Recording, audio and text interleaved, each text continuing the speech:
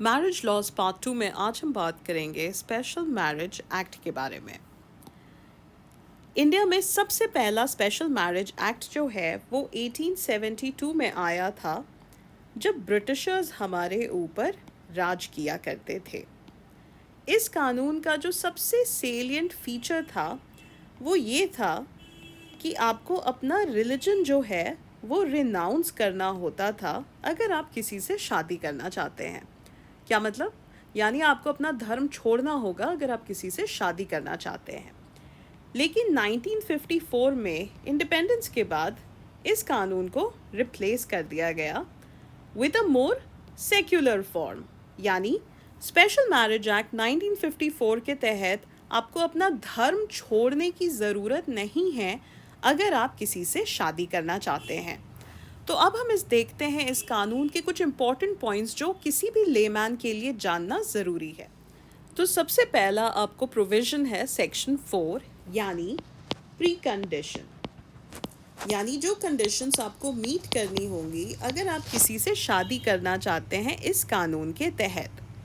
सबसे पहला condition, know living spouse, यानी जब आप किसी से शादी कर रहे हैं इस कानून के तहत तो आपका पति या पत्नी जो भी हो वो कोई जीवित ना हो। दूसरा जो इम्पॉर्टेंट एस्पेक्ट है वो है फ्री कंसेंट। वो इसलिए क्योंकि स्पेशल मैरिज एक्ट से अंडर जब आप किसी से कोर्ट मैरिज करते हैं तो ये एक कॉन्ट्रैक्ट है, और बाकी ही कॉन्ट्रैक्ट लॉज की तरह यहाँ पे इट इज़ इम्पॉर्टेंट कि आप कंसेंट देने के हालत में हो। तीसरा important precondition is age. Male के लिए 21 ईयर्स और फीमेल के लिए 18 साल से ऊपर होना ज़रूरी है। चौथा सबसे इम्पॉर्टेंट प्री कंडीशन कि दोनों पार्टीज़ जो हैं जो आपस में शादी करना चाहती हैं वो प्रोहिबिटेड रिलेशंस में ना हो, यानी सगे भाई बहन शादी नहीं कर सकते, कज़न्स फर्स्ट कज़न शादी नहीं कर सकते।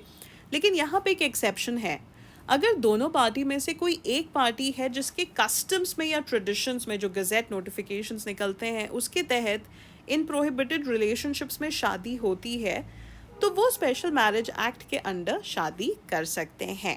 तो ये एक इम्पॉर्टेंट पॉइंट है। दूसरा जो इम्पॉर्टेंट पॉइंट है वो है सेक्शन 5, यानी नोटिस।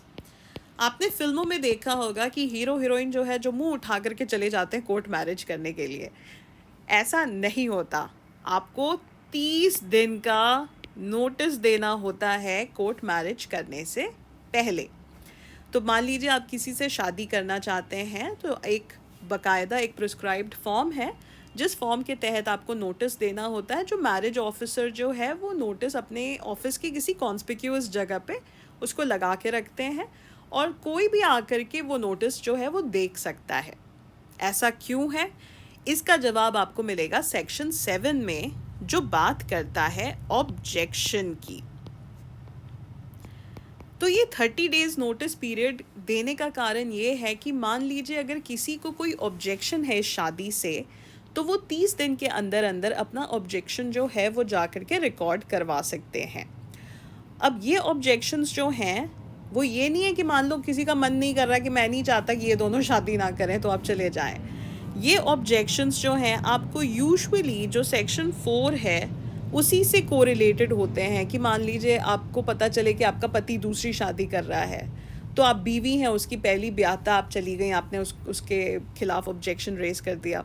मान लीजिए आपको पता चला कि सगे भाई बहन शादी कर रहे हैं, आपने जाके ऑब्जेक्शन रेस करा दिया, ठीक है। लेकिन यहाँ पे आप ये नहीं कर सकते कि ओह मैं नहीं चाहता कि ये दोनों शादी करें क्योंकि मुझे नहीं पसंद ये लड़का या मुझे नहीं पसंद ये लड़की। तो आप इस तरह से नहीं कर सकते, खास करके अगर दोनों बालिग हैं और दोनों 21 और 18 years respectively age criteria fulfil करते हैं। सो ये ऑब्जेक्शंस जो हैं ये ऑफ कोर्स ऑब्जेक्शन आप रेज करा सकते हैं। ये अब मैरिज ऑफिसर के ऊपर है जो इंक्वायरी कंडक्ट करता है। सो मैरिज ऑफिसर के पास ये पावर्स होते हैं कि ये जो ऑब्जेक्शन रेस किए गए हैं इनकी इंक्वायरी की जा सके। इंक्वायरी के बाद अब क्या हो सकता है, मैरिज ऑफिसर सिर्फ 2 ही चीज़ें दे सकता है, राइट, 2 ही रिजल्ट। एक तो बड़ा सिंपल स्ट्रेट फॉरवर्ड है कि उसको इस ऑब्जेक्शन में कोई दम नहीं लगा कि ना ये ऑब्जेक्शन बेमतलब है, फालतू है, कुछ नहीं है इसमें। उस केस में वो सीधे सीधे बोल देगा कि इस ऑब्जेक्शन का कोई मायने मतलब नहीं है, ये दोनों लड़के और लड़की के माँ बाप जो हैं ये इनके लव मैरिज के ख़िलाफ़ हैं, इसीलिए लव मैरिज के ख़िलाफ़ होना is not a valid objection. तो यहाँ पे जो है वो मैरिज सॉलमनाइज हो जाती है।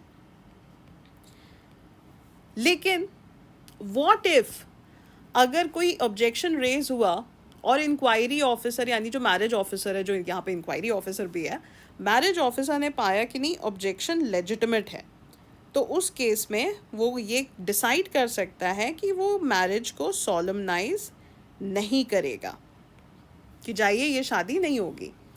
अब उस केस में अगर मान लीजिए मैरिज ऑफिसर ने ऐसा कह दिया कि नहीं ऑब्जेक्शन को मैंने सही पाया और इसीलिए ये शादी नहीं हो सकती, तो उस केस में आप क्या कर सकते हैं? वेल, जब ये रिफ्यूज़ल हो जाता है तो मैरिज ऑफिसर ने मान लीजिए आज की तारीख में रिफ्यूज़ कर दिया है ये शादी सॉलमनाइज करने के, तो यहाँ से 30 दिन के अंदर अंदर तक आप डिस्ट्रिक्ट कोर्ट में जा कर के एक अपील फाइल कर सकते हैं और उस अपील का जो भी डिसीजन आएगा वो मैरिज ऑफिसर को मानना होगा। अब यहाँ पे एक और चीज़ है जो इम्पॉर्टेंट है। सो मान लीजिए आपने नोटिस दिया और उसके 3 महीने के अंदर अंदर आपने शादी नहीं की कोर्ट मैरिज जा कर के, उस केस में क्या होगा? उस केस में आपको फिर से एक नया नोटिस देना होगा अगर ये 3 महीने का पीरियड जो है वो लैप्स कर जाता है। तो अगर आपको ये आदत है कि आप प्रोक्रास्टिनेट कुछ ज़्यादा करते हैं, जनरली भी थोड़े आलसी हैं, तो अपने फ़ोन में रिमाइंडर्स और ये सब सेट करना ना भूलें।